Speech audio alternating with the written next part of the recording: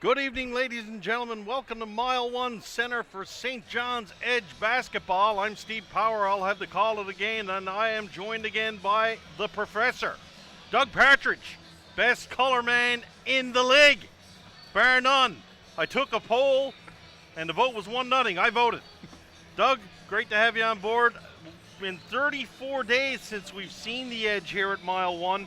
They certainly made a great impression when they were here.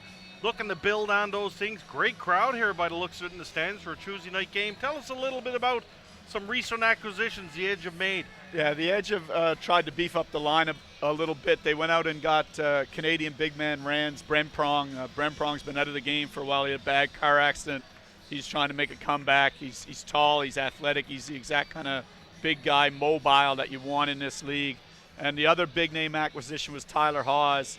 Played at BYU, former West Coast Conference Player of the Year. He surpassed Jimmer Fredette's records as the leading scorer all time at BYU. So you're certainly looking for him to provide a bunch of punch off the bench. And I think that's what they've tried to do, is find a more playable big that fits their style and find someone who can come off that bench as a sixth player and really light it up when Carl and Hinkle are resting. So the Edge look pretty good here at Mile One in the month of December, and on paper they look better right now. Let's see what it translates to the court. St. John's Edge. Windsor Express, the home team in white. Windsor, the visitors, in red this evening. Windsor controlled the ball off the tip-off. Chad Fraser puts it down low to their big man, number 44, DeMontre Harris. Harris kicks outside. First shot attempt is going to draw iron, bounce away, and Carl English will bring it back for the Edge. English swings it over to Hinkle. Charles Hinkle literally on fire in the month of December and early January for this Edge team, Doug. Yeah, and this is the team that he scored 53 against. So it's going to be, they're certainly going to have taken numbers from that one and know who he is. And you see them kind of rough him up right away on that first take. You would certainly think so in this day and age of video and YouTube and coaches being very professional. English takes a shot. He can't get that one to fall. Glaze, good job on the boards, just couldn't get a handle on it, and the Express will come away with it. Logan Stutz, shot from beyond the arc, and that one will go through, and Windsor open to scoring with a three-pointer from Stutz. Johnson back for Hinkle. Hinkle kicks it across for Rashawn Brodus. Brodus into Hinkle. Hinkle, shot just outside the key. That one will fall. And Hinkle has been a little bit slow starting games here at Mile One, but he certainly finishes strong, and it'll be really something to see if he heats up early, Doug. Yeah, and it looks like, they're going to go at him. He's got a bit of a size mismatch, as you see the post move there from the Express, but I think that's why they'll try and use him a little bit inside, because and now they're going to a bigger guy on him, but the problem with that, of course, is trying to guard him out on the perimeter. It's fine to be bigger, but bigger generally means slower. There's Grandy Glaze with a nice move underneath. Glaze brings St. John's back to within one. Windsor bring the ball up to half courts. Here's Fraser. Chad Fraser on the outside, guarded by Carl English. Fraser gets a pick up top. Fraser trying to find some daylight down low. Can't put it there. He's going to have to kick it outside for Shaquille Keith. Keith down low for the big man. Nice little baby sky hook there from DeMontre Harris, and that one will fall for two. Hinkle up top for St. John's. Hinkle for Brodus. Brodus out to English. English had a look at shooting from a long ways out, decided better, puts it down for Brodus. Brodus step inside. Brodus, acrobatic attempt from inside. Couldn't get that one to fall, and here's Fraser. Fraser got a step on English there, and Fraser will take the easy drive to the lane and open up a 9-4 lead here for the Windsor Express. Johnson, Alex Superman Johnson, he gets a bit of an open look. Can't get that one to fall, though. Draws iron. And a little bit of hometown rust early on, Doug. Yeah, their shot selection is not great here early. They're taking some contested shots, and that's making it tough for them to score. Again, that when they ran a little bit of something and got a mismatch on the perimeter and got penetration, that's really when they get cooking. Here's Fraser. Fraser drops down low, drives to the hoop, but can't get it to fall, and Grandy Glaze will pull down the boards. Johnson in for English. English kisses one off the backboard, and that's a tough shot there by Carl, and he gets it to drop. Yeah, and right away you see that, Stotts, who is guarding him, is not going to be able to stay in front of him. They're going to have to find a different matchup than that. Windsor penetrating down low. Good job driving to the hoop. And that one gets hammered away. We've got a timeout call here early. Windsor 9, St. John's 6. You're watching St. John's Edge basketball from Mile 1 Center. We'll be back.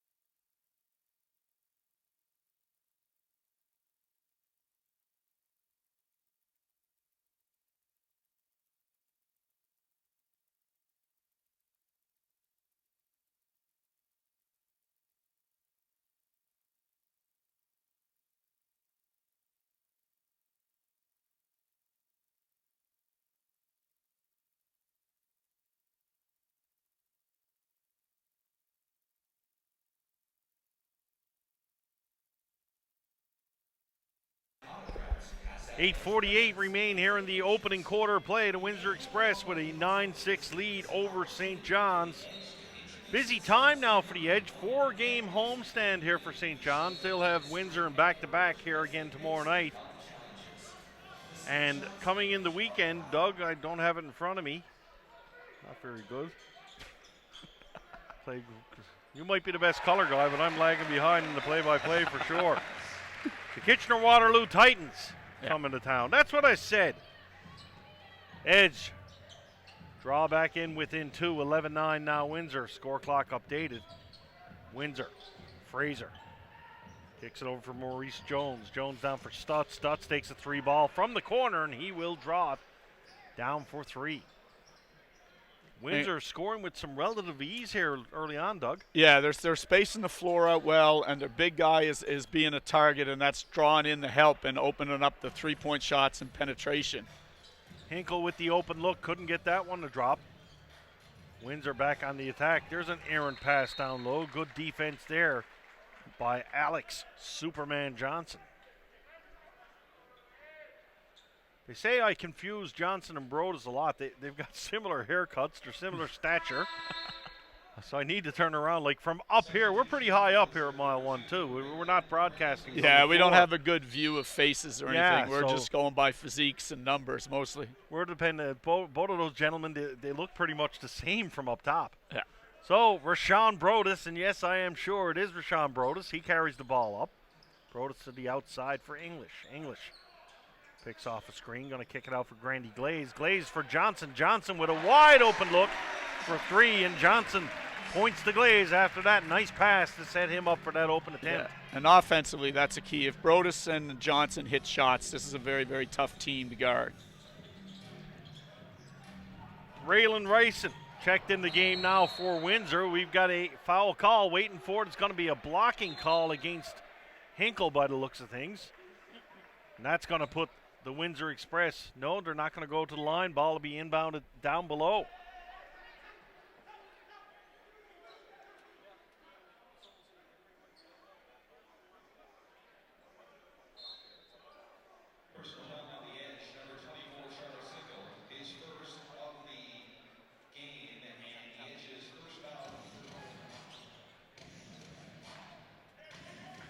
The Edge have gone zone here off the out of bounds. This is something they did during the homestand as well when the ball's out of bounds on the baseline. Might be I something like to flash that 2-3 zone. Just try to change up the defensive look here. Yeah. Windsor 16 points here early in this opening quarter. Yeah, now when they played before Christmas, Windsor dominated the game right up until the start of the fourth quarter, and then the Edge took over. So it's interesting to note that the Edge played 8 to 10 points behind that whole game until the last quarter. One thing we've noticed all year from this Edge squad, they are deep. They use their bench more than probably any team I've seen into this building so far, for sure. Yeah, I think they try to wear people down a little bit. They've been down early in almost every game we've watched. I can't think of a game where they really broke out on top that I did. So, this is pretty much par for the course in terms of how they start, and then they usually tighten up defensively as the game goes on. So, checking into the game now, Desmond Lee makes an appearance here for St. John's, and Ransford Brempong making his debut here for the Edge. English, open look from the outside. That one comes down. Lee trying to get a rebound on that one, and a defensive foul called. Lee with good position, draws a foul. Substitution for Windsor now. Otley Jr. is going to check into the game. Fouls early in this one, just 2-1. 6:07 left to go here in the first quarter. 16-12, the Windsor Express over to St. John's Edge. Carl English from the outside makes it a 1-point game. And that's the Stotts guy is a scorer, obviously. He's got good three-point range. He can finish around the net, but his feet are terrible. You've got to get him in screen actions, get him switching, and every time they've had him one-on-one, they've scored. Wide open look for the Express there. Desmond Lee's going to pull it down. Lee coming all the way downtown. He goes right through with a finger roll, and the Edge take their first lead in this first quarter, 17-16. To the outside now. And this Brempong is a defensive presence already, you can see, for the Edge. Yeah, he got up and tried to interrupt that screen a little bit, trying to make it difficult for Stutz to set the pick and roll up high. Hinkle now. Hinkle's going to put the ball to the floor. Hinkle to the basket. Yeah, he got hit. I was going to say good defense there. And the Windsor player, Keith thought it was good defense too, but they say Hinkle got hacked he through. hit him. He clearly hit him. That's, he can be as upset as he wants to be. If you hit somebody, it's a foul. Once that whistle goes, even if you didn't hit him, Professor, it's still a foul once that whistle goes. 19-17 Windsor, 5:17 left to go in the first quarter. Both coaches being very active. We see Devin Skeet going to check into the game now. And he will take out Rashawn Brodus. And the familiar chant here in St. John's, the Skeet chant goes up. Yeah. Bit of a hometown favorite already.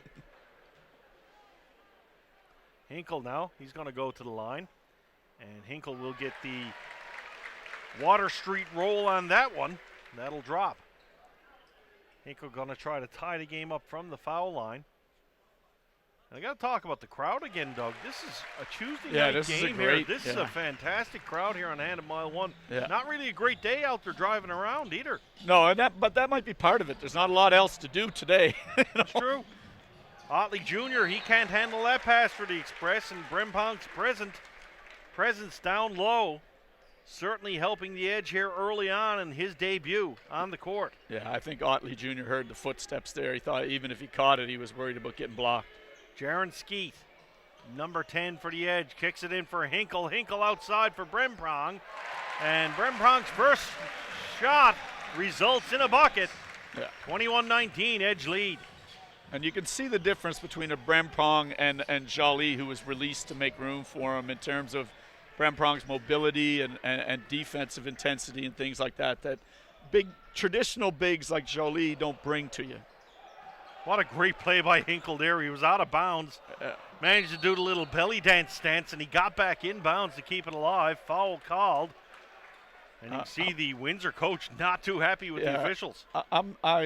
My understanding, I don't know if it's different in FIBA, but my understanding is if you're out of bounds, you can't be the first one to touch the ball when you come back in. And Hinkle was clearly the first person to touch it, having been the last person to touch it before he went out of bounds. So I don't think he should have been allowed to get that ball back.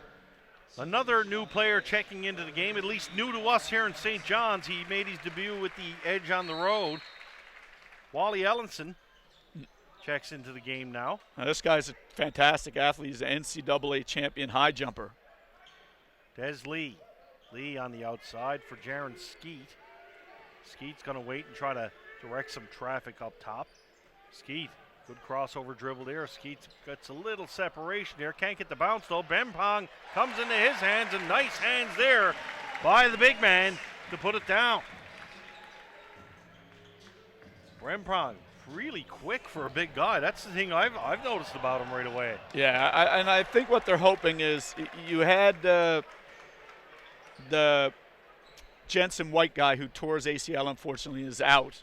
And he gave you that athleticism and toughness down low, but no offense. So I think they're hoping with Brempong to get that toughness again back defensively, but also with some offense. Little thing on the bonus side. Des Lee driving to the lane. Good defense there by the Express. Rebound by Bremprong, though.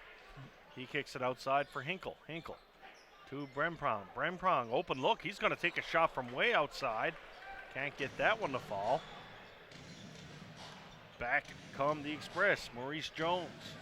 Jones kicks it over for Rayson. Rayson on the outside. He's pressured right away by Hinkle. Gets it back for Jones. Jones to Rayson. Rayson, nice little fake there. Got Hinkle moving. Got around him, but could not get the ball to foul. No, he doesn't have a lot of lift there. He wasn't able to get up off the ground to finish. Skeet to Hinkle. Hinkle kicks it outside for Ellenson. Ellenson wide open look. Could not get it to fall, though. Nice little setup there by the Edge. They got the shot they wanted, just couldn't get it to drop. And here's an easy flush for the Express. Edge got a little too thinned out there on defense. Yeah, Ellison needed to slide in and take away that penetration, but he's again, he never played a lot in university. He's more of an athlete than a basketball player, and I think that's probably why he was left open. He's only shooting about 20% from the floor through his first 3 or 4 games, so we'll have to see whether he can really play at this level. Looking at Bremprong, he's getting some quality minutes and touches here. Is there a concern, Doug, with Bremprong? He's conditioning at this point. Been a while since that young man's played. Yeah, but like I said, we were talking earlier. I know he went down to Washington during the summer and played in a little pro-am league, and he played a game against Michael Porter Jr., who many people think are going to be the #1 pick in the NBA draft this year, and he went for 41 and 18. So, and that's against an 18-year-old. So I think he can go. I think he's brought himself back, and he's in shape and those sorts of things. I think it's just the game action. He hasn't had a lot of game action the last few years, and I think that's more, can he stay in the flow of the game with other professionals kind of thing. Early on, making an impression. Certainly looks to be a good signing here by the hometown Edge. Yeah. We see Jones going to the line. He'll take the lead back for the Express from the foul line. Jones sinks his first one on number 2, nothing but net. And a substitution for Windsor coming into the game. Jones will come out. Jones played very well here so far for the Express.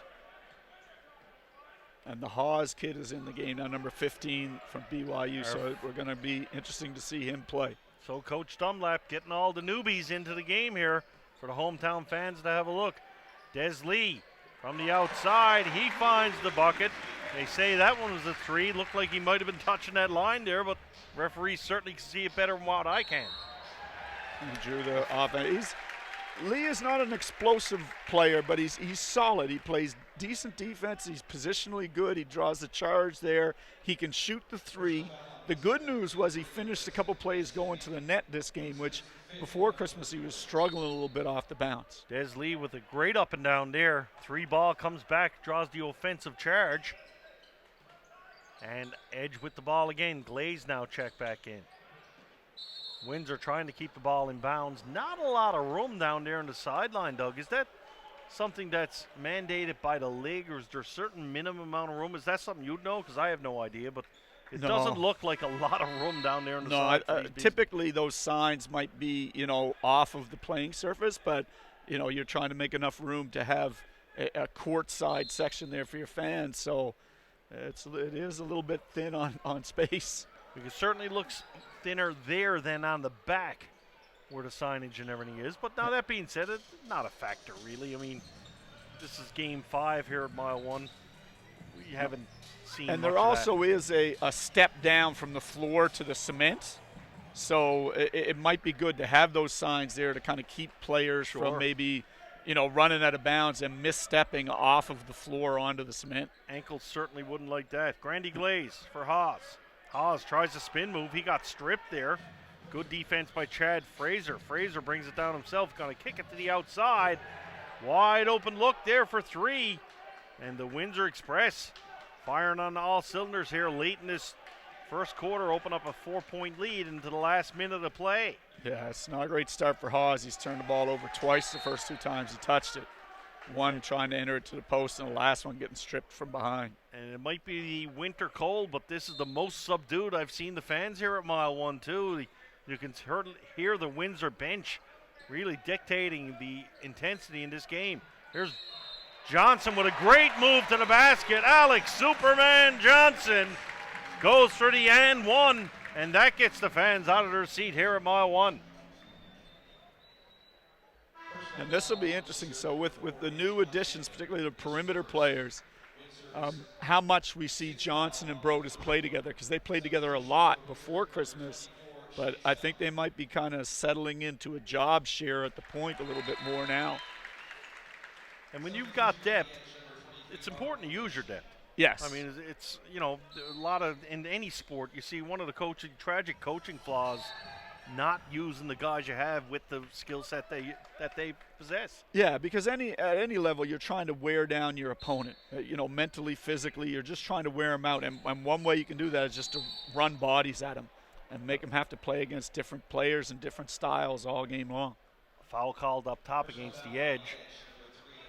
Going to go against Alex Johnson. 31 seconds left, 20 seconds left on the shot clock. St. John's should get the last shot of the quarter. 1 point ball game. The Windsor Express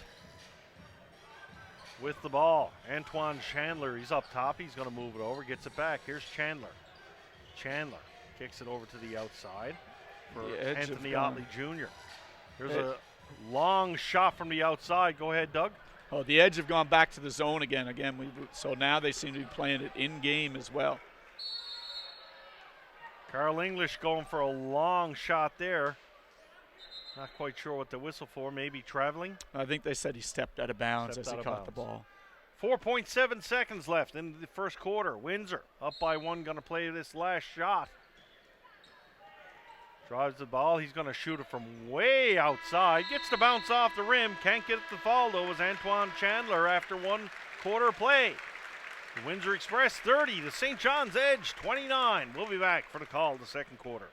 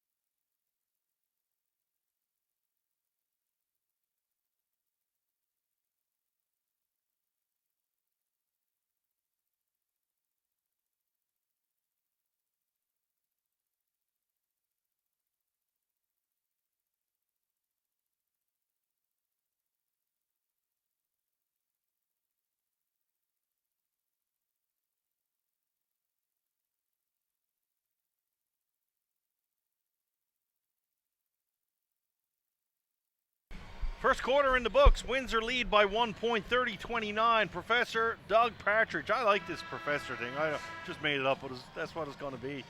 What's your synopsis of that first quarter, Doug? Well, lots and lots of scoring, not lots and lots of defense. So, I think you're going to sort of see the teams feeling one another out a little bit. I thought Windsor did a good job of spacing the floor and attacking off the bounce and doing some things that the Edge did well during their last homestand.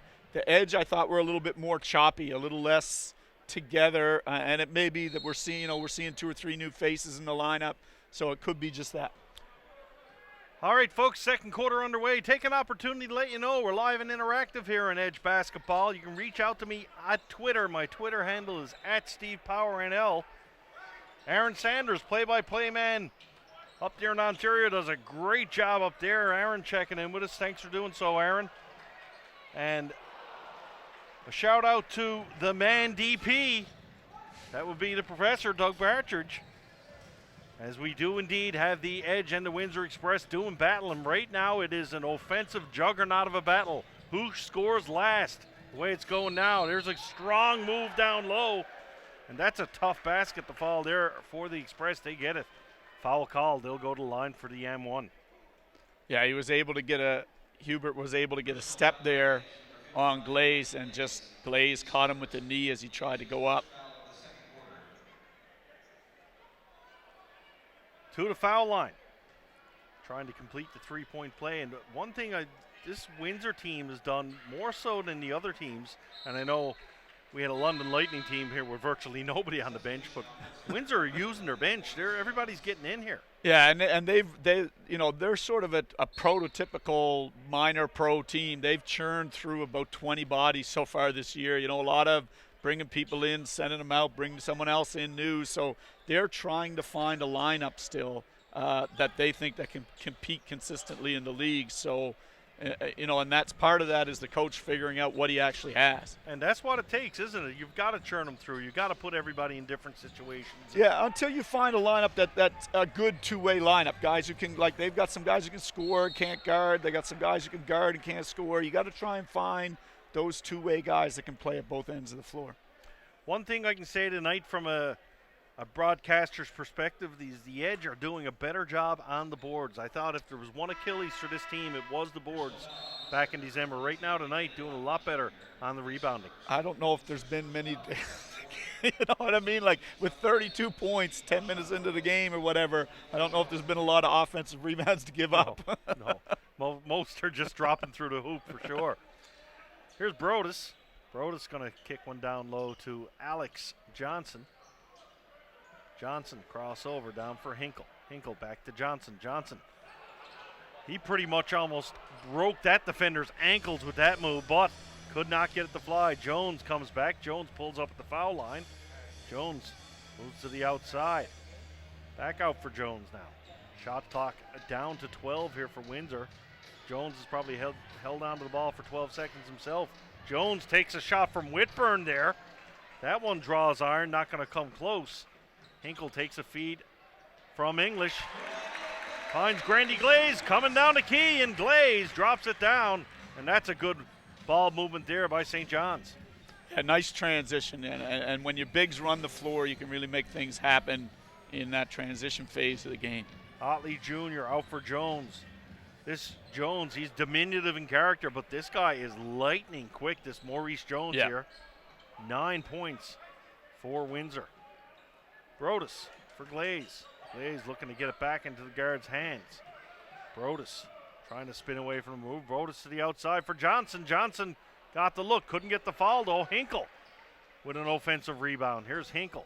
And you're right about Hinkle, Doug. They are all over him tonight. Hinkle's not getting any looks at all. Yeah, and they've brought a few different defenders at him too. They're realizing that they won't be able to guard him with one guy, so they've used 2 or 3 different people on him already. But mostly, again, the tough thing with Hinkle is you can't guard him with a little guy because he gets a shot too easy. But the big guys are going to have trouble staying in front of him, so it really is a matchup difficulty there with him in this type of a league.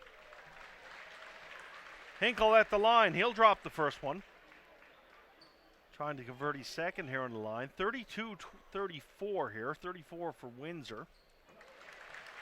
And a tight game, but not defensively tight, really. No. It's both teams are scoring right now in different ways, but both teams are scoring. Windsor is doing a little more with offense and movement, and St. John's doing a little bit more with matchups and one-on-one. There's a tricky shot there as Maurice Jones checks in with the bank. Banks one off the glass, and he gets a difficult shot to drop there. Glaze now to the outside for Hinkle. Hinkle, nice pass in for Glaze there. Glaze gets hammered from behind. He'll make a trip to the line. That was a sweet feed there from Charles Hinkle. Yeah, and again, getting the Stutz mixed up in that pick and roll, getting him in there. He just doesn't have the good feet to stay in front or with people in those kind of screening movements, and I think that's where you've really got to attack if you're St. John's. Glaze a little bit short from the charity stripe on his first attempt. He'll go for number 2.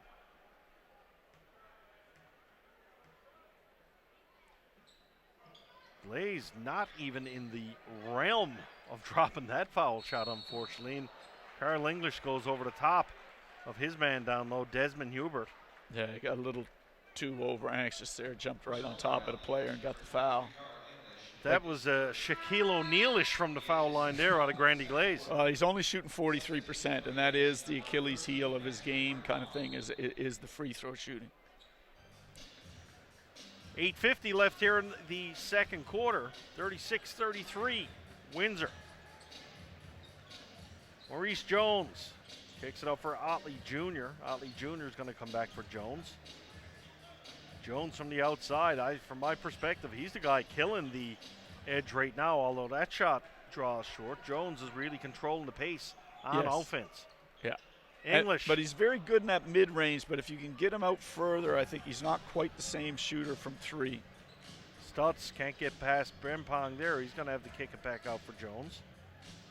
Jones waiting for someone to come out high. Jones waves him off, now puts it down low. Brempong steps in, denies that inbound pass to Stutz. That's going to get knocked out of bounds. Only 9 seconds left on the shot clock.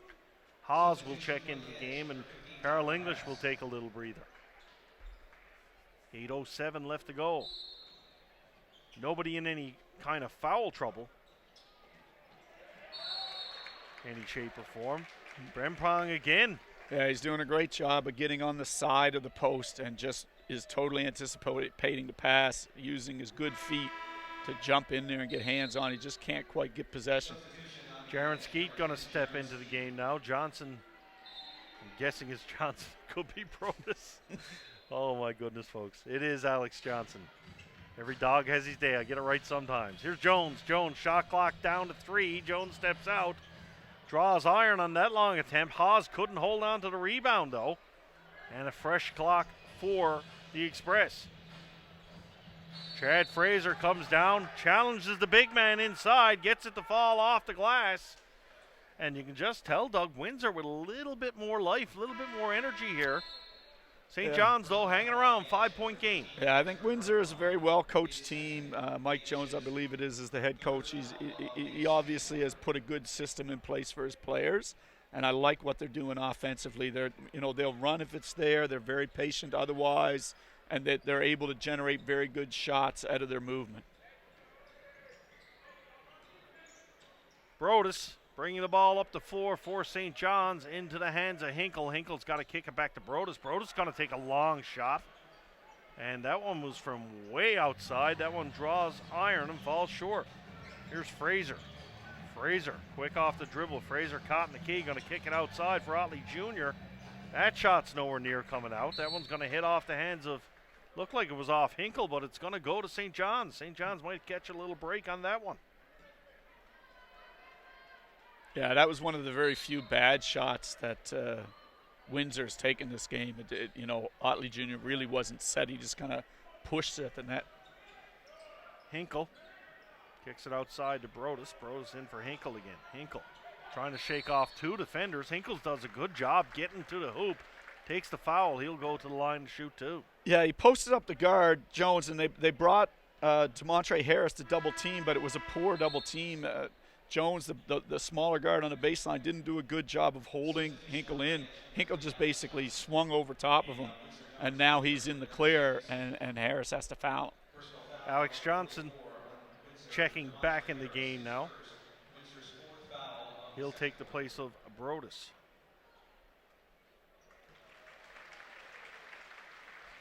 Hinkle from the line, doing a pretty good job tonight. He drains the first one. 7:10 left to go here in this first half. 39-35 now as Hinkle drains his second shot. Rayson checks back into the game for Windsor. The Express kick the ball to the outside. Here's Braylon Rayson. Rayson guarded by Jaron Skeet.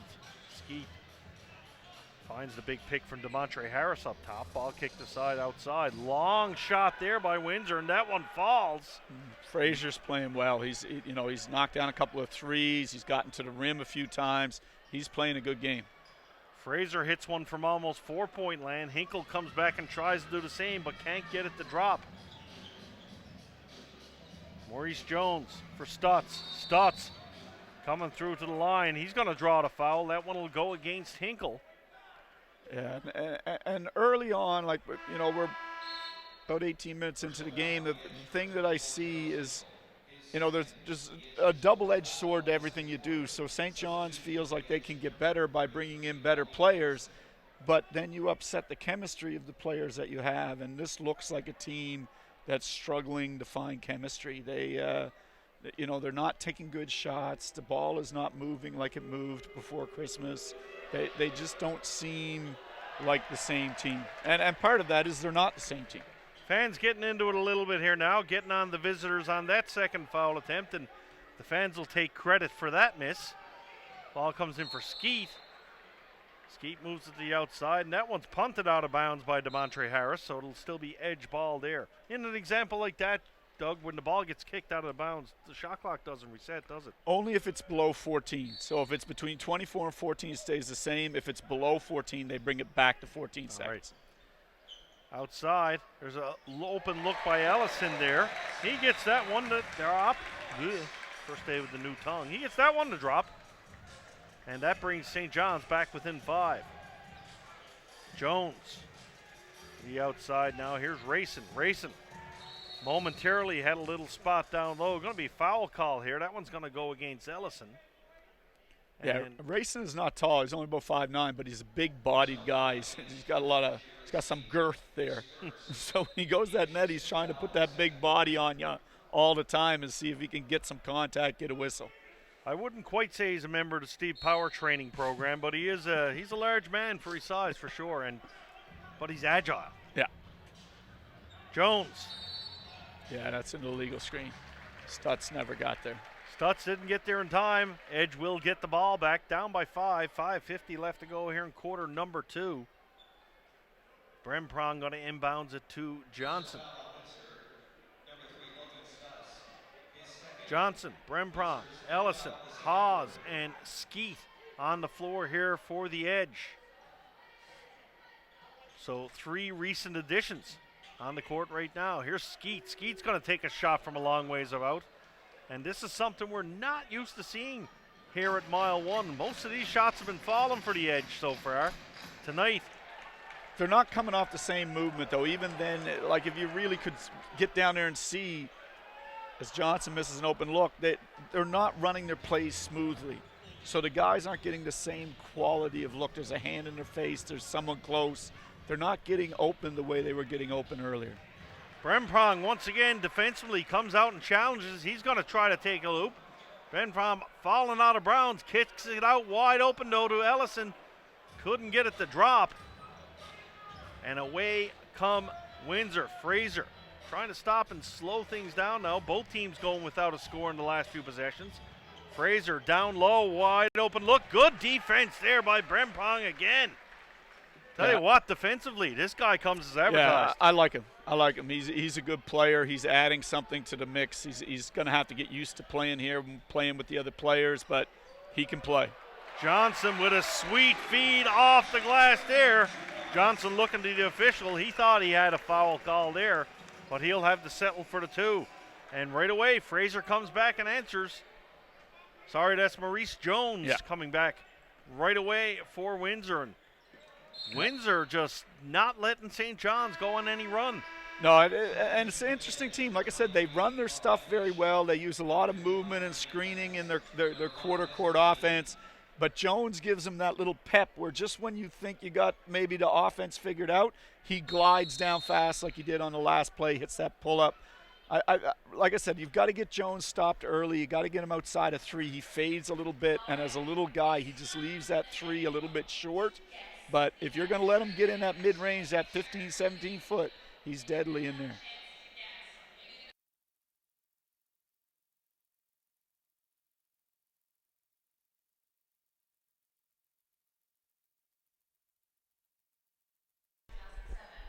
.411 left to go here in this second half. 45-40 in favor of Windsor Express.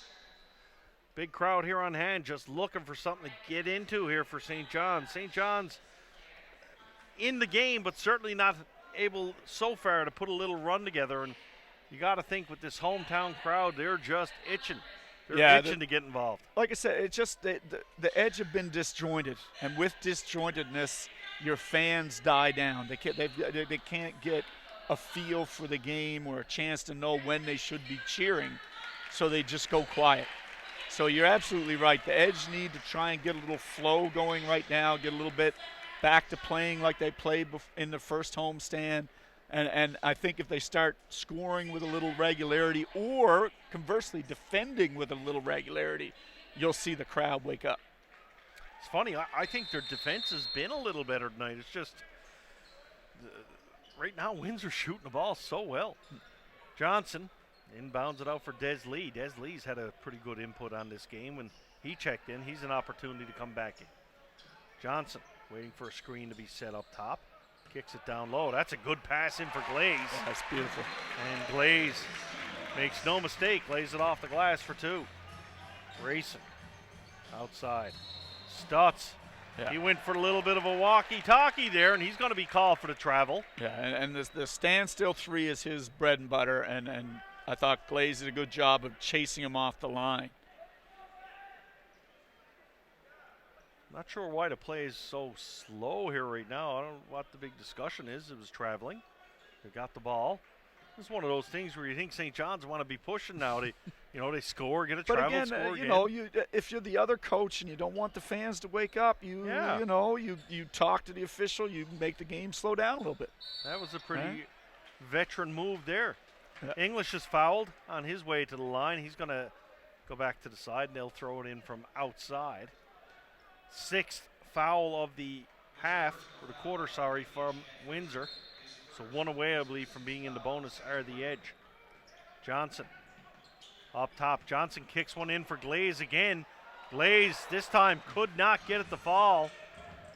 That looks to be a play St. John's looking to take advantage of with Randy Glaze. Just couldn't get it to drop. But at least the last two dimes down, they've ran stuff and got the ball somewhere. As again, Fraser drops a three. That's the danger. That's why Windsor are leading this game. Whenever it looks like they might be in trouble, they come down, they drain one. Yeah. Ellison inside. Man went down. Glaze come out with the ball. Here's English. English looked to have an open look down low, but Otley Jr. came over. Sorry, that was Shaquille Keith comes over, and he closed the door right away. Unfortunately for Keith, call for the block. 3:01 left to go. First half, it's 48-42 in favor of St. John's, and the Edge are indeed in the bonus for this final 3:01. And again, what you like if you're an Edge fan, what you like about the last 3-4 times down the floor is they're running stuff again. And they look like they know what they're doing together as a team, and Ellison is the only new face out there, so they're getting a little bit more flow with some veteran people on the floor. English sinks the first one. And easily the most consistent player from the stripe has been Carl English, and as well, I guess he should be. Yeah, you got as much experience as Carl has all over the world. You'll knock down your free throws. Jones in for Stutz. Stutz spins around Ellison there. Ellison just took a big knock there. Ellison a little shaken up. He just ran into the knees of Otley Jr. there. You can see him there. He's in a little discomfort. That was a smack he took there, Doug. Yeah. You see Hinkle getting ready to check back in. You got to think he's coming in for Ellison. Yeah, absolutely. Sit down, young man. At the line, Stutz goes. Pretty good effort there on the defensive side by Ellison, but it was a foul. And that will send the Express's Stutz to the line. The Boo Birds coming out, trying to throw Stutz off. He'll have none of that, and he will sink the first shot.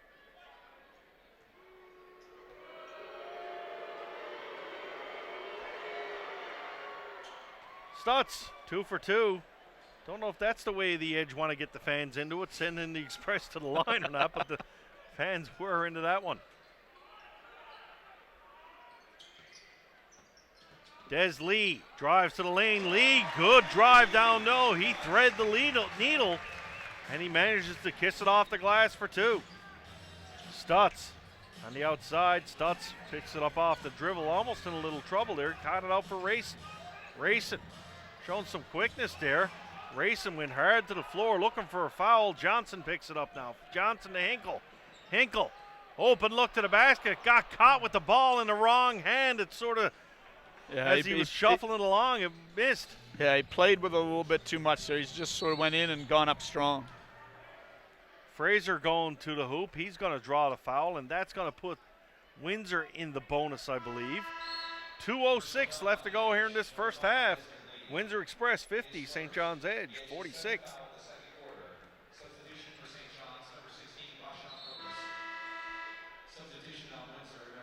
Brodus going to check back into the game. He'll replace Johnson.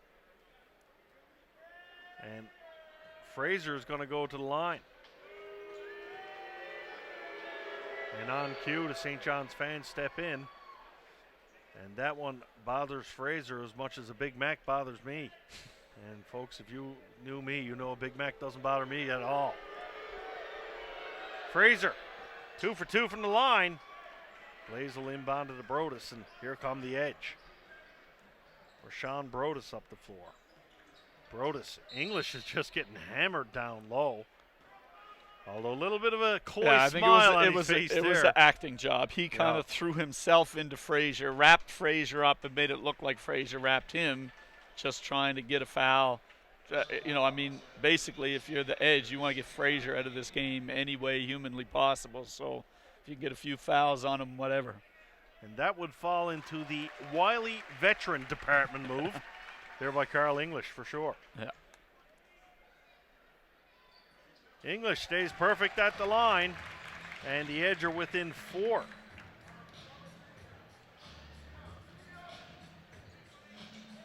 Jones brings the ball up the floor, kicks out for Rayson. Ball's kicked outside. Hinkle guarding Otley Jr. Otley Jr. trying to back Hinkle up, nothing of it. Hinkle, great defense there. Fraser trying to post up on English. Fraser just throws it at the boards, looking for it to come. English battling for the ball there. Gonna stay Windsor's ball. And that's good hustle there by the Windsor Express, Doug. Yeah, but I don't think it was a great call. Once again, though, the whistle blows, and what they say is what it is. Yeah, and that's why, if you're a young player watching this, always pick the ball up when it's loose. Never give the guy with a whistle a chance to make a decision.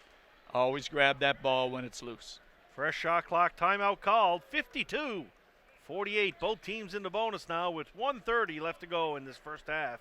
Edge down by 4.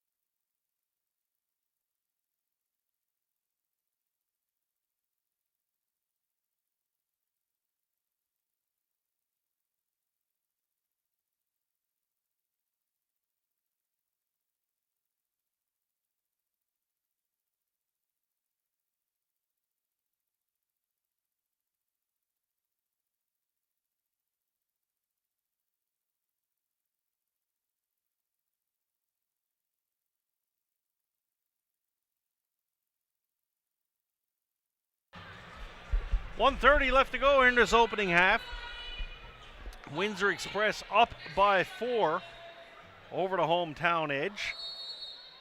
Been a while since we've seen the Edge, and the hometown fans looking for them to perhaps be a little bit better, a little bit tighter maybe, for lack of a better term. Yeah, you want to see them get back into, like we said, the kind of flow they had before Christmas where everything was kind of coming easy and they were playing athletically very well, but it's not going that way here tonight. That's great ball movement there by the Windsor Express. Otley Jr. with a fake kicks it outside, and racing like a dagger from behind the arc. He drops a 3. English out for Hinkle. Hinkle to Brodus. Brodus to English. English sweet feed into Hinkle. There's some good movement by the Edge, but they can't get the ball to drop. Lee's shot draws iron and bounces outside.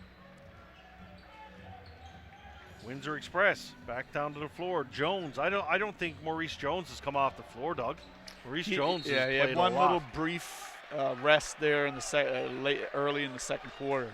But you're right, he's played a lot. And they don't seem to have a lot of point guard depth, so that seems to be the one area where they're a little suspect. So, I mean, obviously one thing you want to try and do is wear him down over the course of the game. Timeout called by the Express. They'll have the ball in hand. 37 seconds left. They're going to try to open their lead up. They lead by 7 here late in the second quarter.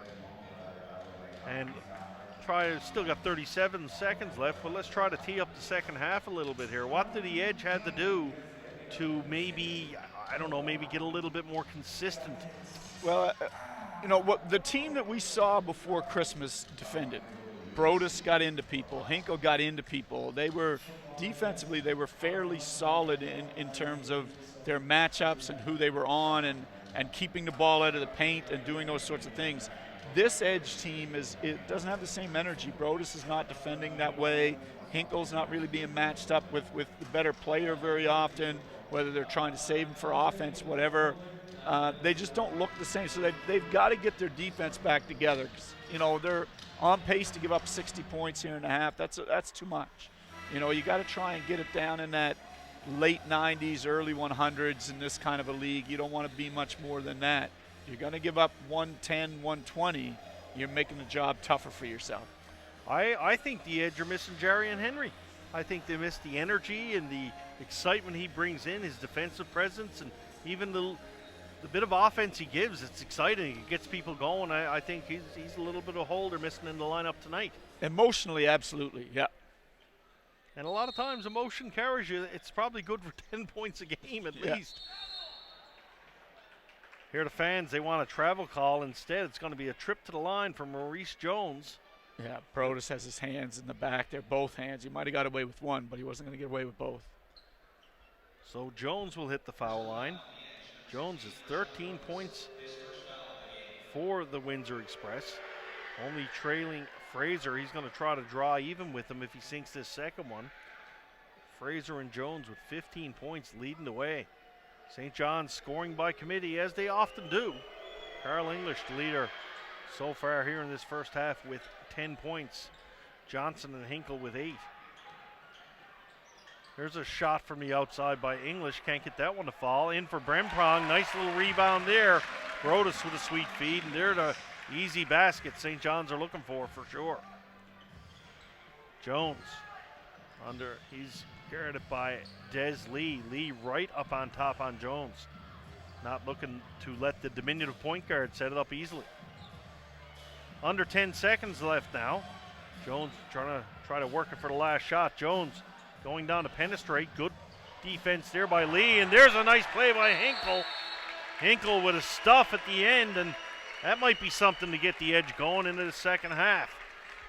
After the first half, Windsor 57, St. John's 50. You're watching Edge Basketball. We'll be back for the call for the second half.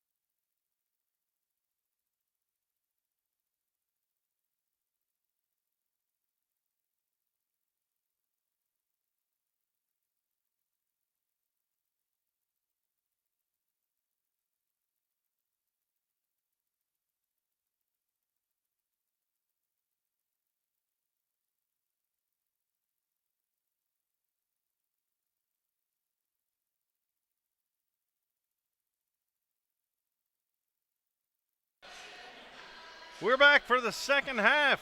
St. John's Edge behind by 7 to the Windsor Express. I'm Steve Power, joined once again here in the broadcast booth by Doug the Professor Partridge. Doug, what's got to happen here for the Edge? How are they going to get things going? Well, they got to find an answer for Jones and Fraser, the backcourt of the Express. They got to slow them down offensively, and then for themselves, they've got to get a better flow going at the offensive end. They got to find ways to get Hinkle involved offensively, and also they've got to get some secondary scoring from their other outside players. So you heard it from the professor first. They got to rock the flow. And Des Lee starting the second half, and that's got to be a byproduct of how he played in the first half, Doug. We don't normally see Des Lee here in the starting lineup. No, but he's getting a chance to start to make them a little bit bigger, and I think to try and lock up Fraser a little bit. All right. Here's Jones now. Jones off the dribble, kicks it in for Stutz. Stutz, good, defended very well there by English. English saying it was all ball. Well, no, I think he was saying that after he stripped him, Stutz, the ball yeah. hit Stutz's arm. Ball inbounded under 10 seconds to the shot clock now. Jones kicks it out for Stutz. Jones takes a shot from somewhere in the outer edges of downtown. Hinkle almost fell out of bounds. That was a pretty acrobatic play by Hinkle to keep that in. Johnson kicks it to the outside. Wide open look there for Lee. And Lee, right out of Shoppers Drug Mart, puts a little bit of liquid Drano on that one, and he fouls it for 3. Good start for St. John's. Defensively, Lee denies again on the inside. That's a couple of strong defensive plays early by Lee and English, Doug. Yeah, and Lee, I think, is adding a little something to the mix here. I don't know if Brodus is not healthy. He only played 16 minutes in the last game before Christmas. He hasn't played a lot here tonight, so. Here's Fraser. Fraser guarded rather attentively by English. Ball kicked down there. Otley Jr. Sorry, that's not Otley Jr. No, that's Shaquille Keith. Shaquille Keith couldn't get that one to drop. English will take it back down the floor. English, look away pass for Lee. Lee looking for some contact there. Didn't get it. Good defense there by Keith. Going back the other way. Glaze is going to get called for the foul. And Des Lee emphatically asking the officials what went on there for him not to have a call. Yeah, I think basically the way the officials saw it was Lee created the contact with Harris. Lee went into him.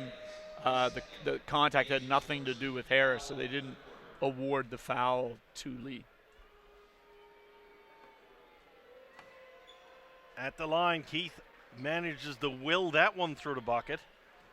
Yeah, Keith is scoring about 16 points a game for Windsor, but has not been able to stay on the floor because of foul trouble here in the first half. Does a good job. He sinks the second of 2. Johnson's going to bring the ball back down the floor for St. John's. Johnson on the outside. Lee went down on the inside. Lee, hard foul there. Lucky enough they got it into Glaze. Glaze looked like he went up and down there. Kicked it to the outside though for Hinkle. Nothing called. Little bit of a free-for-all below the basket. Yeah, I thought you were right. I thought I was going to get called for travel, but Fraser, double team. Kicks it down low. Good spin move there. Couldn't get it to drop, though, and Grandy Glaze going to pull down the basket for St. John's. Johnson to English. English steps around the screen from Hinkle. English pulls up and drops about a 14-footer there, and St. John's starting to creep their way back. Another couple defensive stops, and they're right back into this one. Keith, big man on the outside. He's going to flip it across. This is a big lineup on the floor here for Windsor, Doug. Yeah, and I think that's what's really caused problems for St. John's. They haven't been able to get the matchups they'd like to have in terms of who's guarding who because of the size of the Windsor lineup. Windsor getting a couple of open looks here. Speaking of open looks there, Hinkle had all kinds of time. Glaze. Oh, that should have been a goaltend. Glaze got the rebound, and that'll count as a basket. Yeah. Goaltending indeed is the call. Yeah, I was going to be very, very surprised if that wasn't called. St. John's drawing back within 2. Checking in on Twitter. Shireen Ryan asking, where is Jerry and Henry? Funny you should ask. Just ran into the big fella in the elevator up here in the press box. He will be back in the lineup tomorrow night. He tells me not a big deal. So expecting to draw back in tomorrow night, and we would certainly look forward to seeing Jerry and Jackpot Henry. Here's Glaze, and Glaze goes through and drives it through the hoop, and that gets the crowd back into it. St. John's tie the game at 59. There's another turnover, and it's funny how momentum seems to be really, really big in sports, but in basketball for sure. This and the adjustment to the lineup to get a little bit bigger with Lee out there has helped them. And their defense is tightening up. Like I said, Jones and Fraser are not finding the same alleys, and that's helping. Hinkle, he's got an open look for the side. Hinkle, foot on the three-point line, though. That one's only going to count for 2. But St. John's, though, take their first lead in a while, Doug. Yeah. And again, now they're starting to play the way we're used to seeing them play.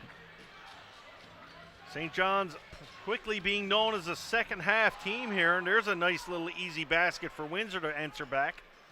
But St. John's certainly picking it up a notch here to start this third quarter out. Hinkle loses the battle there.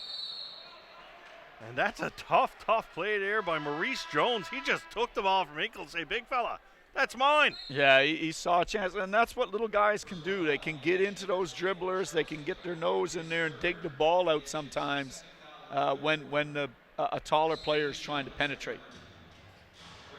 All tied up here at 61, 7:45 left to go. And folks, anybody you haven't noticed, been following us along since we've started these webcasts. We have the addition of a shot clock or of a score clock here in the webcast. So it's great for me. So pardon me if I am saying the time. It's just a habit of mine going back.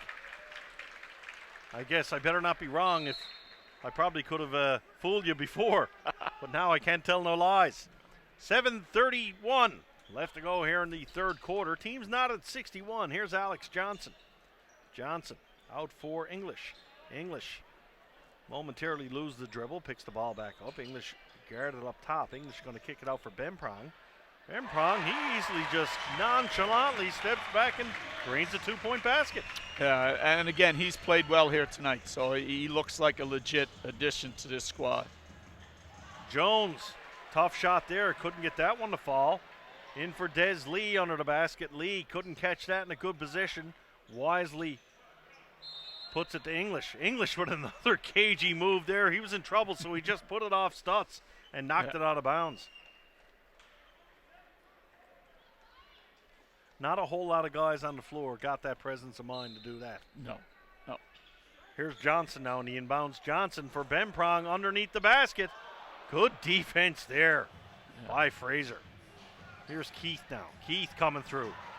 Johnson took the charge there. Keith just went over the top of him. Yeah. Like that's one there, Doug. That's got to be called. It's either a charge or a block. It's one or the other. It was a charge, and but I mean, it can't be no call at all. Like, I know if he... Yeah, no, the tough thing is there's a bit of a tradition in Newfoundland of, he flopped. Again, it would be nice if some of these officials had experiences with the types of bodies that we're talking about, because if Shaquille O'Keefe hits you, you didn't flop. Absolutely, my goodness. I'm a pretty big guy. If he goes over the top of me like that, I'm about 3 feet into the floor. Yeah. Windsor takes the lead back. Back and forth here in this third quarter. Here's Des Lee. Des Lee trying to get down low. Lee with a strong move to the hoop. He's going to draw the foul.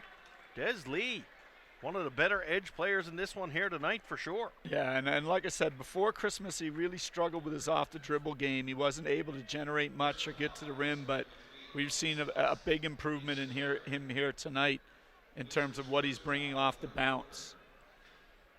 Lee goes to the line. He's going to shoot a couple. Lee will just miss the first one. And Doug, as a coach, as a guy who's coached at all levels of basketball, when these guys practices, this old school, are they sinking so many free throws at the end of every practice? Is it something that they still work on at this level? No, generally the free throw shooting and stuff is something you do on your own time. Like, Yep. At this level, your practices are usually a little bit shorter, usually around your team stuff and trying to get your system in place. And then anything in terms of your shooting or your free throw shooting, you're doing that on your own time. So generally left up speaking. to the player. Yeah. Never one of the coaches sort of a little nudge Well, or a you wink might- saying, hey, big guy, you might want to hit that line for a little. Yeah, or a coach may go into the gym with a player when they work on that. You may have again, not at this level, but at a higher pro levels, you have shooting coaches who are Sure. attached to each team to work on players with that. 65-64, Windsor in the lead now at the line. Fraser going to try to hit his second of two. Trad Fraser, 20-point night so far for the Windsor Express. The leading scorer in the ball game. English can't handle that pass. Keith turns it over, and English is going to get tabbed with a foul there. And I believe that might be Carl's fourth foul of the game. Yeah, it's not good news. He just wanted to stop the fast break there and try and make the Express earn the basket. Ellenson is off the bench. He's going to check back in. Actually, we're going to have a timeout call here. 66-64, Windsor over St. John's. 6 minutes left to go in the third quarter. We'll be right back.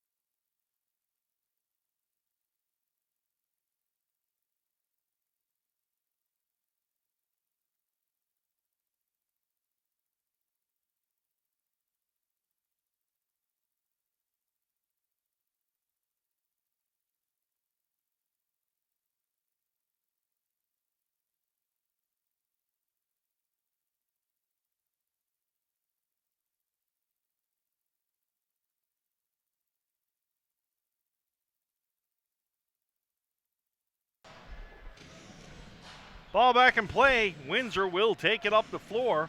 Fraser kicks it out for Jones. And we'll see the Edge back in their 2-3 zone here. Edge trying to throw a few defensive looks here. Trying to shake it up. Lutz follows up that rebound. Stutz, follows it up, and that's just too easy. Too easy indeed. I'm not a big fan of their zone, to tell you the truth. I think every now and then you can use it as a little bit of a misdirection against a baseline inbounds, but it's tough in a shooter's league to play a zone. So the Edge with 16 fouls here with 5:40 left to go in the third quarter, and that could be a factor in this one because the Windsor Express have been doing very, very well from the free throw line here tonight. And that might be why they were in the zone, to try and stay away from the fouls, but of course it didn't work out for them there. 5.5 minutes left. They're shooting 90% from the line. Yeah. Johnson puts it into the hands of English. English trying to get a little separation up top. Good defense there on English.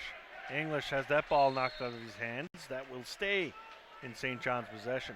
English and Fraser certainly having they're a going chat. at it. And I don't know. I think Fraser's doing a pretty good job tonight, but you know something? You might want to leave the big fella alone there. I don't know if I'd want to be that's not a 22-year-old rookie you're talking to down there. I don't know if I want to be waking Carl up here tonight. Yeah, sometimes you got to let the big dog lie. Carl guarding Fraser now. Ball moved to the outside for Keith. Keith kicks it down low. Ball is on the outside line, though, and that's going to be a turnover as Rayson, foot just stepped out of bounds. Jaron Skeet going to check into the game. And the Skeet chant comes up here in mile one. Alex Johnson checking out. Getting back to that English thing, we saw that before Christmas, Doug. A few teams trying to talk to Carl, and Carl letting him know in no uncertain terms it was his house, and he just took over a couple of games. Yeah. English, long shot from the outside. That one draws iron, bounces away. Here's Keith now. Keith outside for Jones. Jones into Racing on the inside. Racing picks up nothing but molecules in the air on that shot. But Skeet trying to dribble through trouble, just a needless turnover there, and here's an easy layup for Racing. That was a terrible decision about where to go with the ball. Skeet down for Lee. Lee's going to turn and have a shot. Lee's shot draws iron. There's going to be a foul on the back there, and 4:20 left to go. Windsor back in a little lead here, up by 4, and they're going to take possession. Yeah, and again, the Edge, who had a bit of flow coming out of the locker room and seemed to be starting to play better, and they've lost it again here with a couple of iffy decisions and some things that quick shots that are not really helping them. Keith to the line as the Windsor Express find themselves in the bonus here now with 4:20 left, and St. John's have been giving fouls like candy and Halloween here in this third quarter. Yeah, they're not moving their feet real well. Like I said, it's symptomatic of all the things that have been going on game long in terms of just not making good decisions consistently. So Lee checks out, and Haas is going to check back into the game for St. John's. Haas still looking to find his rhythm here a little, and that's going to take a little time. New coming into the system, got to learn the coach's systems, be around a new team. And I'm sure this young man will step up pretty soon for the Edge. Now, Brodus didn't start. We have not seen Brodus this half. Brodus actually came out late in the half, too. I saw him walking across the baseline late. I wonder whether he's on the physically unable to perform list. English for Benprong. Benprong swings in, and that's a great move there by Maurice Jones. Jones just stepped to where Benprong was going to spin. He knew he was going to do it before he did. Yeah. That's a great play there by Jones. I'm supposed to be a bit of a homer here tonight, guys, but I tell you what, real impressed with that young man, Jones. Yeah. Yeah, he's athletic. He makes good decisions. Racing comes down low. Good defense there by Benprong, but Racing gets the ball to drop. Nice drive to the hoop there by Windsor's Racing. Skeet handled the ball up top. Skeet kicks one out here for Ellison, over for Haas. Haas out to English. English, he takes advantage of a screen up top, and he steps around and hits the three there. And you see Benprong going to the bench. I think he's looking for a sub, Doug. Okay. He just ran down the floor like that to the bench. That can only he tell might have me. got a little beat up when he tried to take that charge there. Carl goes to the basket, couldn't get it to drop, got the rebound, couldn't get the second one either. Carl English almost taking the edge on his back right now, saying, come on, guys, let's go. Ball goes to the basket. Can't get that one to drop, though, for Maurice Jones, but Jones will get a trip to the foul line. Timeout. Signified by the referee. No, that's technical foul. Yeah, Carl English. I think Carl was a little bit bothered that he didn't get a foul call when he went to the net last time. Yep. He went over and talked to referee Craig Parsons, got teched up. He's over having another chat with him now, and is this one of these things, Doug? Well, Craig just put the whistle in his mouth, so if he doesn't get out of there, he's going to get tossed. Yeah, I was going to say, that's probably not the best idea right now. Yeah. Jones is going to go to the line. He'll take the free attempt. Jones drains it. I think Carl's argument is basically the fouls are 8-1 against the Edge. And he's just kind of feeling that maybe there could have been a couple calls down at the other end. Somebody's probably right, but I mean, that's the way it goes. Yeah. That's it. Yeah, and you got to find a way to fight your way through. Referee's got these nice new shirts on here tonight. We never noticed him in the first 4 games of the year, too. Nice red stripes with the numbers on the back. Anyway, that has absolutely nothing to do with what we're talking about, but I just figured I'd throw it out there. Racing gets a little separation there. He drains that one, and the Windsor Express with their biggest lead of the game at 10 points here now with 2:35 left to go in the third quarter. Glaze out for Skeet. And this is the most we've seen Jaron Skeet here this year, especially when it comes to handling the ball. That's what we know Skeet for right there. He's a shooter. Yeah. But he's being put in a position where he's having to handle the ball here tonight. Racing again. Racing starting to put some baskets together for the Windsor Express right now as Racing hits double digits. There's a good answer by St. John's. And certainly open basketball here, back and forth. Jones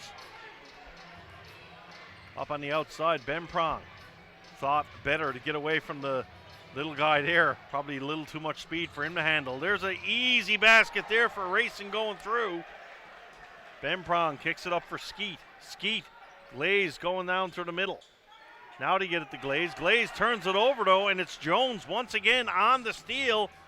Inside, big rejection there on defense from Ellison, and that was a big, big block there, Doug. Yeah, like we said, he's the NCAA champion high jumper, so he has no trouble getting up off the floor. But the energy is still on the Windsor bench, and even with a big block like that, it's just not there from the edge tonight. I can't put my finger on it. This might seem a little bit off cue, but for anybody out there who's ever played NBA 2K, you're general manager. 98% of all children. You're putting your team together. If you make too many moves, your morale goes down. You get a lot of red marks on your team, and your players play worse. And I think we're in that little window with the Edge where they, like we said, they made some roster moves when they had a good flow going. And I think right now people are trying to readjust and find their roles again, and people aren't necessarily playing to their strengths right now. So there you go. You got that from the professor.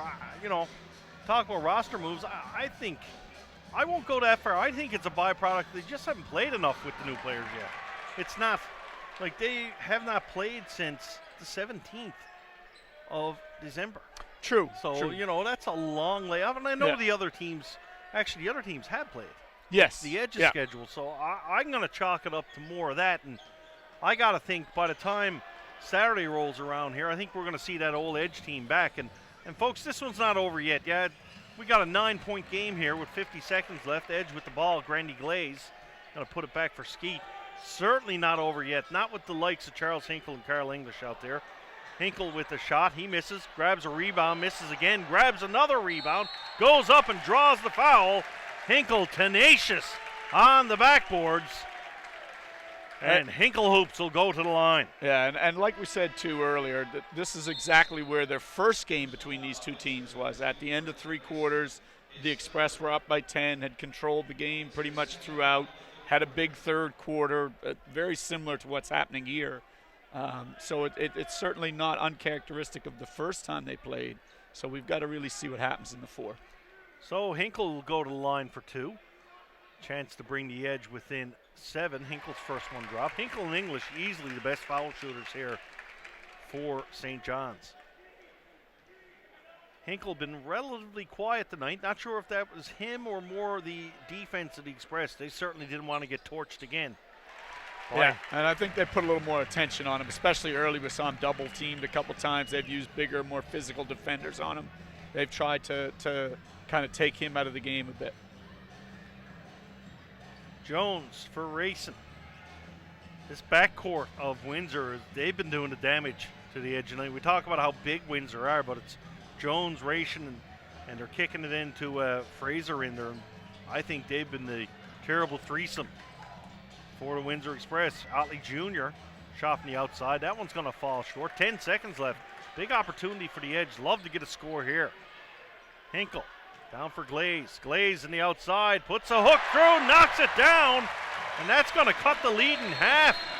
And there's a couple of big baskets there for the St. John's Edge. A good little flurry at the end, just when it looked like maybe they were on the ropes and they were able to end the quarter with a couple of big plays and a couple baskets, get a couple stops, and a little bit of energy, and the fans felt it a little bit. So it's going to be important to continue this into the start of the fourth. 3 quarters in the books. Windsor Express 85, St. John's Edge 80. We'll be back for the call of the fourth quarter.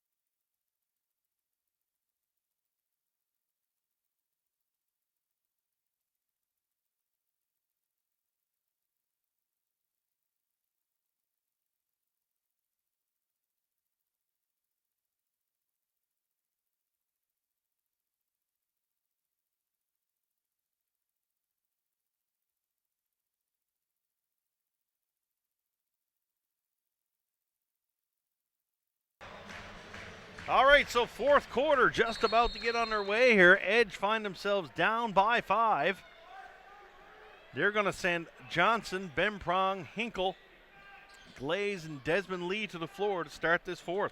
Yeah, and this is just about the biggest lineup we've seen them put on the floor. First rebound goes to Grandy Glaze. How tall is Glaze, Doug? He's 6'7", but he's a leaper. He really gets off the floor, and he's also a big-bodied 6'7".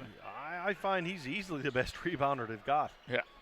And maybe this Bemprong is going to challenge in that category. Hinkle with a long shot there, tightly contested. Can't get that one to fall. Jones out for Rayson now. Rayson looks to penetrate. Momentarily going to kick it back out for Jones. Jones looking to put it inside. Does get it. That looked to be a double dribble to me, Doug. I must be the only one who saw that one. I think it got poked away at first. Yeah, I think Hinkle poked it away, and then he went back and got it.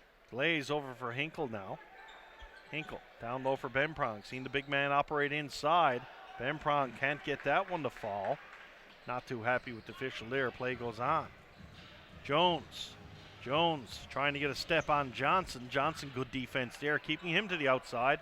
Hinkle grabs that rebound, puts it over for Superman to take it up the floor. Here's Johnson. Little bit of daylight, kicks it out for Bemprong. Bemprong over to the corner for Johnson. Johnson got an open look, can't get it to fall though.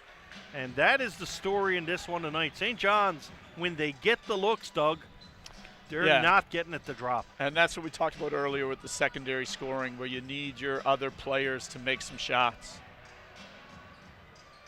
Battle under the board. St. John's doing a better job on the rebounding. Just can't get them to fall from the outside. English going to check back into the game, and normally Coach likes to save Carl for a little later. He doesn't have much of a choice tonight, though. Yeah, no, I think he's feeling the need to try and get these, pretty much the starting lineup back in there and see if they can make a push. Inbounds by Windsor, finds the hands of Jones. Windsor with a fresh shot clock here. Jones moves it over for Keith. Keith to Jones. Jones guarded by Johnson now. Kicks it out for Rayson. St. John's in that zone again. That's the one you're not too fussy about. Long shot from the outside. Penetration there by Mike Lucier. Lucier not getting a lot of minutes here tonight, but Lucier doing a good job getting inside for that rebound. Racing to the basket, draws the contact. And that's going to be an and one to the line for Racing. Racing in this second half really taking over for the Express. Yeah, he seems to have a little bit more bounce here in the second half than he had in the first. He didn't look very athletic early in this game, but in the second half he's hit a couple shots, and that seems to have put a little pep in his step. Racing now going to try to complete the three-point play, and he does indeed do so. Back to a 10-point lead for Windsor. Johnson trying to direct some traffic out top. Johnson, he's got an open look, so he'll take it, and that's what St. John's need is just hit the open shots. Make the shots you're supposed to make. That got to be the modus operandi tonight. There's a wide open look there. Missed assignment there by somebody as Stutz walked right underneath and took the open flush. Lee for Hinkle. Hinkle looking to put it into the hands of Johnson. Johnson down low for Glaze. Here's Johnson up top now. Johnson in for Glaze. Glaze trying to find his way through some traffic. Kicks it outside for Hinkle. Hinkle long three. Good rebound there by Desmond Lee, though. Lee keeps the play alive for St. John's. No disrespect to Jaron Skeet, but St. John's are a better team when the ball's in the hands of Alex Johnson. Yeah, absolutely. He's just a better point guard. Skeet is more of, like you said, more of a shooter, not really a creator for other people. English up top. English got Racing in the air. Racing with some good defense there, though. And got a substitution. Was that a shot clock violation? They called it a shot clock violation. Jones got away with kind of grabbing Lee and dragging him to the floor. And we're going to see for the Memorial fans, going to get a look at Vasily Kirkic getting a chance to get into this game. Of course, he was a 5-year player at Memorial here in town. So Vasily on the home court here for the first time. Once again, another addition to this St. John's Edge squad. Ball turned over there. Good defense by Lee. And talk about the additions and subtractions. Subtracting Rudolph Jolie was released, but a big injury. We talked about Jordan Jensen-White. That young man was looking good here early on. That's a tough Yeah, loss. He brought a lot of energy and hustle, and I think helped energize these fans with the way he played athletically and defensively. Foul called again against St. John's, and you can see Hinkle just shaking his head after that one. And fouls in the second half must be something along the lines of 10-2, I believe, against the Edge. Yeah. That one's going to go against Hinkle. 8:04 left to go here. 10-point ball game. Still lots of time here, especially for the weapons these St. John's Edge possess. Fraser for Windsor. Fraser trying to back off Lee. Good defense there by Desmond Lee. Outside for Racing. Racing with a rare miss here in this second half for Windsor. Lee carries the ball down the floor. Lee penetrates down low, gets some contact. Contact was in the air then as well, and it's being called at the other end. It's tough because it is being called for the Express, and it's not being called for St. John's. I mean, I'm not trying to be disrespectful to the officials, but it's being very inconsistent here about what is and isn't being called. There you go. If the professor's on the referees, something matter.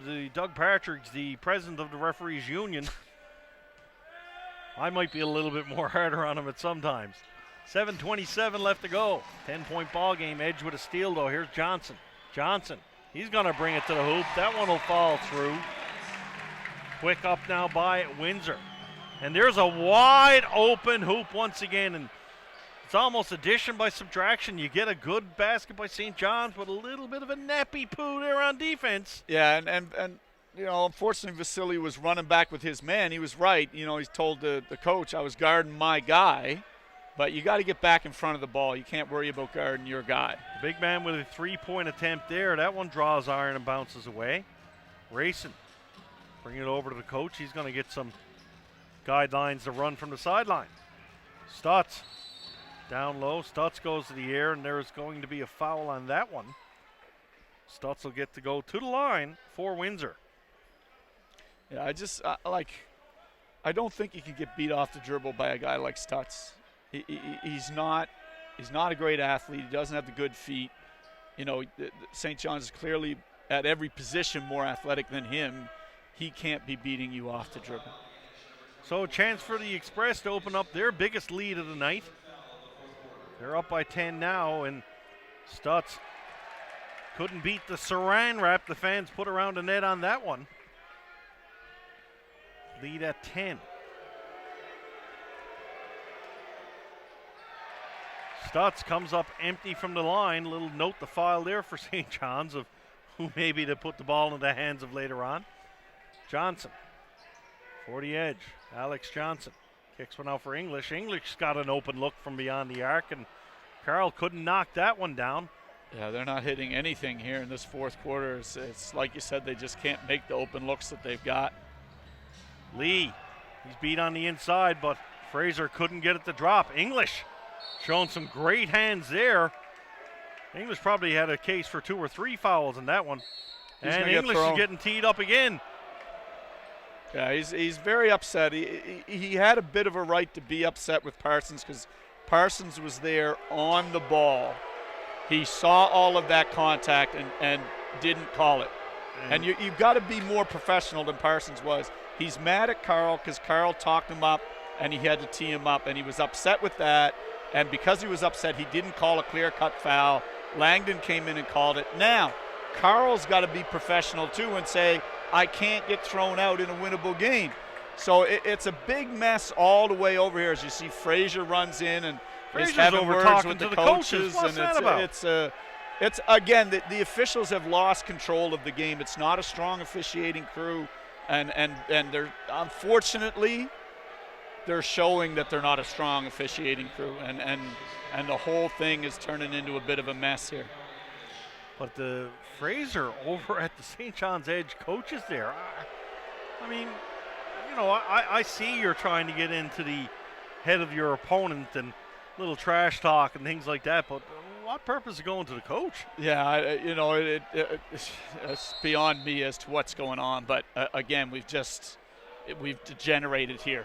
I'm a bit of an old school guy, I guess. But when I coached in hockey, I'm not a player. I have no right to talk to you. Yeah, as a player. I guess what we don't know is, did one of the coaches from the Edge chirp Fraser? Absolutely. Did he say something?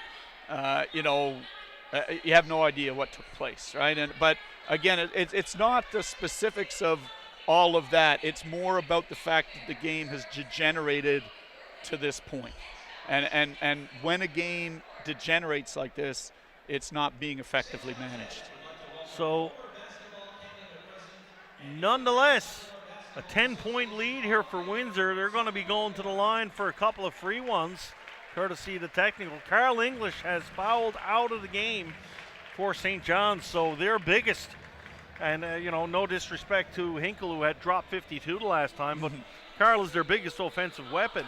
Yeah, he's certainly, they talk in the NBA about gravity, the ability to attract the defense to you. He certainly has the most gravity on the Edge team. He attracts the defense to him to a large degree, so being out certainly doesn't help them.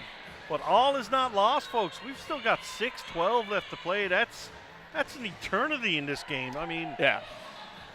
Focus has got to be the key coming from the St. John's bench right now. You need to take a deep breath, relax, reset, realize you can't control the officials, and go do your job. Yes, and make open shots. Like you've said it half a dozen times. Make the shots you're supposed to make. Yeah, and this is a pro league. You're being paid to make open shots. Make your open shots. So we'll see who's going to be elected to go to the line. The only technical call I saw was against English. I'm not sure if we had any against Fraser here. I never heard anything announced. No, I think in all of that foolishness, it was just the technical foul on Carl. So Rayson will go to the line, and he will sink him. Yeah, and of course in FIBA, the technical foul is just one shot, similar to a pro NBA situation. Windsor ball now, up by 11, their largest lead of the evening. Jones. St. John's now going to go with Ellenson, Johnson, Bemprong, Lee, and Hinkle. Hinkle just got dropped in the paint by Stutz, I believe it was. A block They're is the calling call. the foul on Hinkle, yeah. Oh boy, this might get ugly here, folks. Yeah. And you can hear the fans not happy at all. Yeah. Yeah, I don't understand that call. You know, again, I just think management-wise, we're not where we want to be in terms of the game. So Windsor will inbound the ball. St. John's at 5 fouls here with 6:03 left to go. Windsor at 1. Fouls in this second half, I believe 13-2 right now.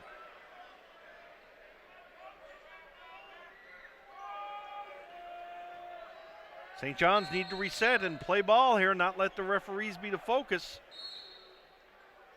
Ball's inbounded. Stutz, wide open look, and he'll drop the three. And you got to give Windsor credit here. You know, some of you talk about the referees all you like, but Windsor are doing what they're supposed to do. They're hitting the open shots. They've played a very disciplined, focused basketball game.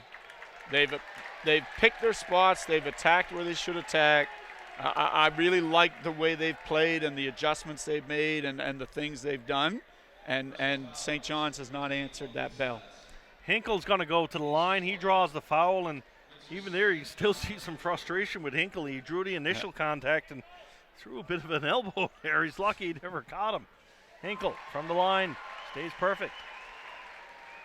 And I mean, it'll be interesting to see what happens tomorrow night because now the Edge are back on their heels a little bit. They came home, they won, 4 or 5 games in a row at home, whatever it was, and kind of got into a good position in the league. But now, if they lose here tonight, this carries on. This will be 3 losses in the last 4 games, and they need to get the ship righted a little bit. Edge currently sit at 8-4, and the Express, they sit at 6-8. So the Express looking to come into St. John's and draw 500. They're 520 away from doing that with a 14-point lead right now.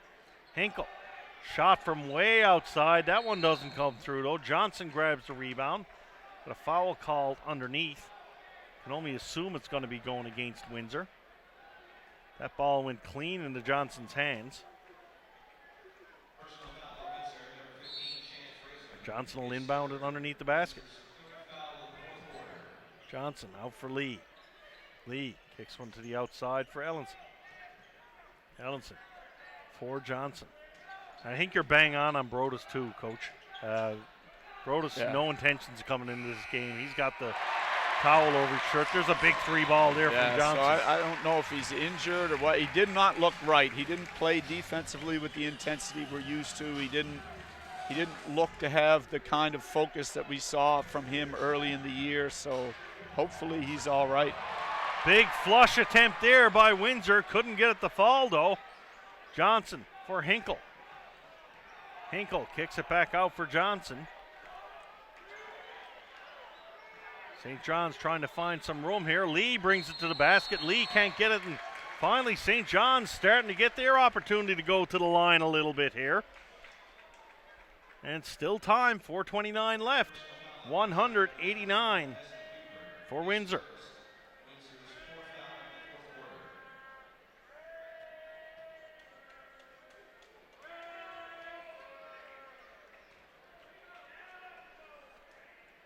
Lee, he picks up his first from the line. Desmond Lee.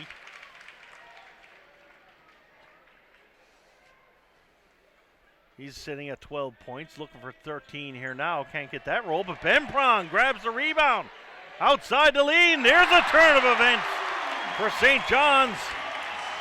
St. John's all of a sudden with a 6-point swing on one play. I had to do the old math. Failed grade 10 math there, Doug. Not everybody's a university guy, hey? St. John's got a little bit of life here, looking for a defensive stop. Not going to get it as Jones drives through. Jones will get an opportunity to go to the line. That's one thing Windsor does really, really well. St. John's not able to grab the momentum. Windsor coming back and has an answer. Yeah.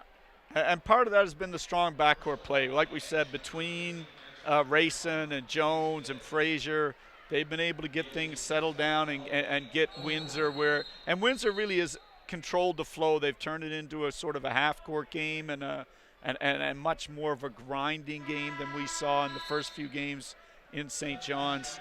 And so that's a credit to them in terms of getting what they wanted to get. Randy Glaze checks in for Bemprong.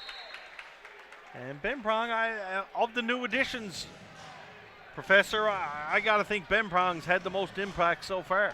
Yeah, I think he looks solid, and as he gets used to it, he'll probably get better. Stutz from the outside, and once again, they're just not missing. Yeah, he's a very, again, that's why he's on the floor. He can't guard, he can't move his feet, but he can shoot the three, and you can't leave him open out there. You've got to count for him. Here's Hinkle. Hinkle drives down low. Hinkle takes the ball. Hinkle with an acrobatic move to the hoop there. Can't get it to drop, though, but. Yeah, and I really think that's, if St. John's failed anywhere, they failed to attack the weak links in the Windsor lineup. They just haven't involved Stutz enough in offensive movements and make him have to guard the ball more regularly. St. John's on the inbounds, puts it into the hands of Ellison. Ellison, he drives down. Ellison can't get that one to drop, though. Falls short. And into the hands of Fraser. And right now, you got to say Fraser's probably public enemy number one here in St. John's. Yeah. And full credit to the young man. Chad Fraser's had a great game, 19 points for Windsor, and he's certainly chatting it up and draining another 3 for 22 and puts on a little bit of an acrobatic show going down the floor after it. Hey, when you're playing well, you can back it up. Why not? Here's Glaze. Glaze for Johnson. Johnson down low for Hinkle. Hinkle puts it to the floor. Hinkle with a free look.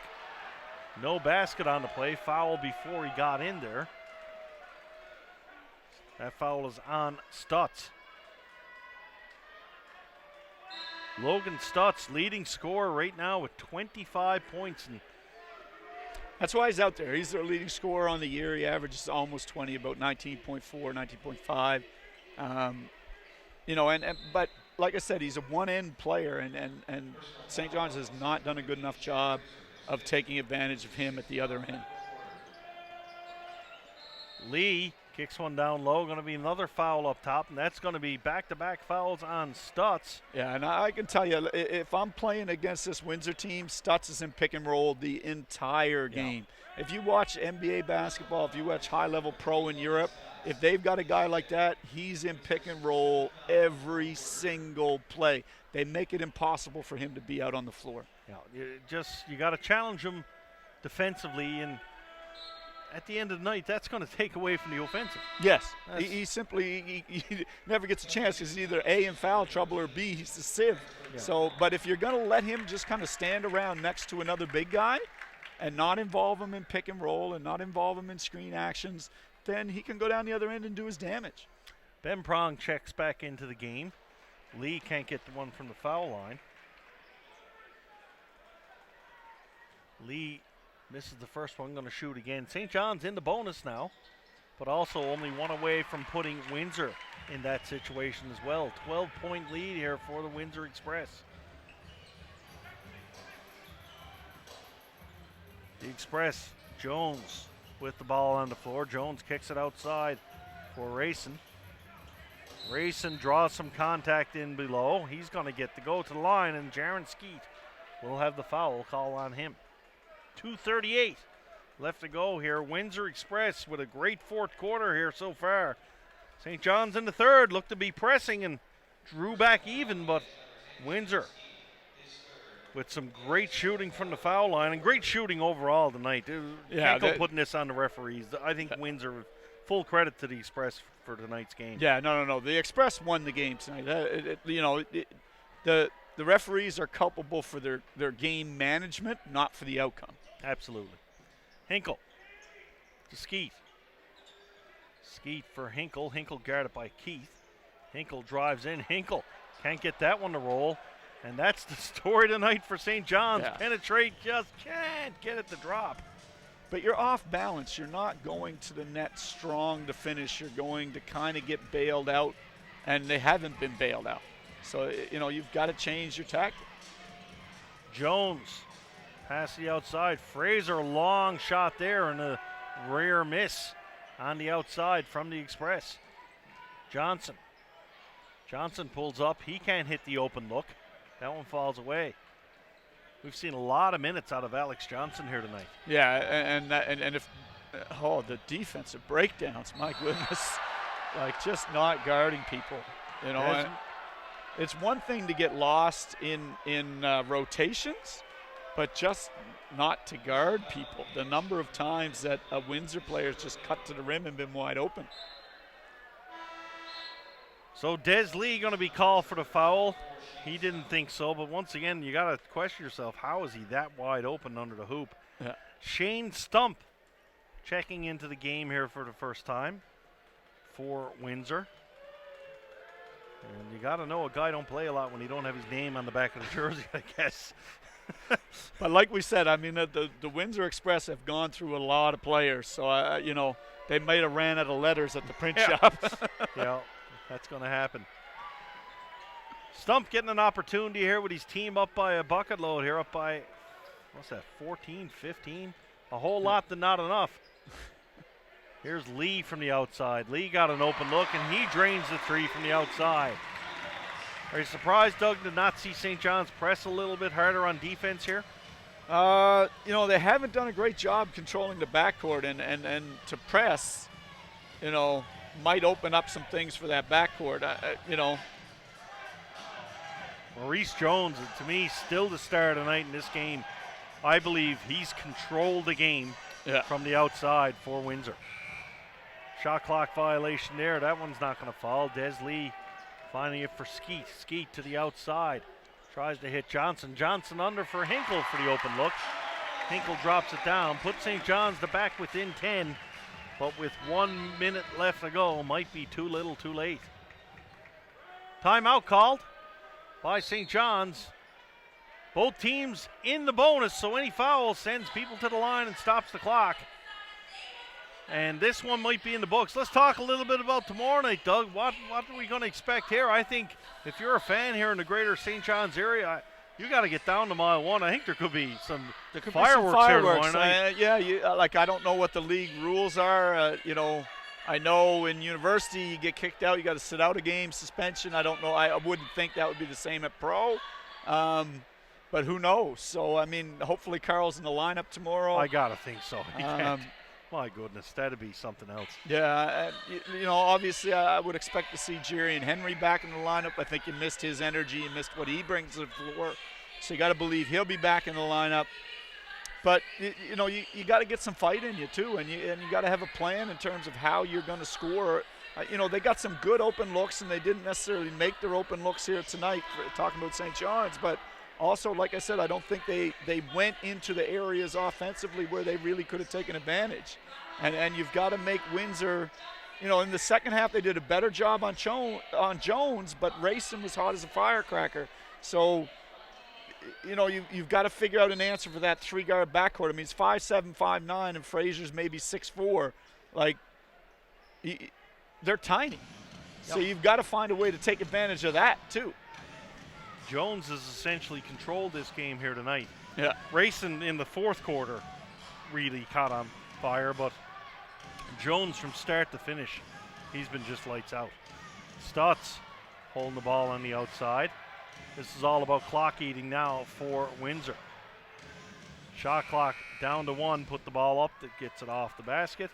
Johnson's going to pick up the rebound. Johnson in for Kirchik. Kirchik with an easy basket, and he'll get his first points on the home court.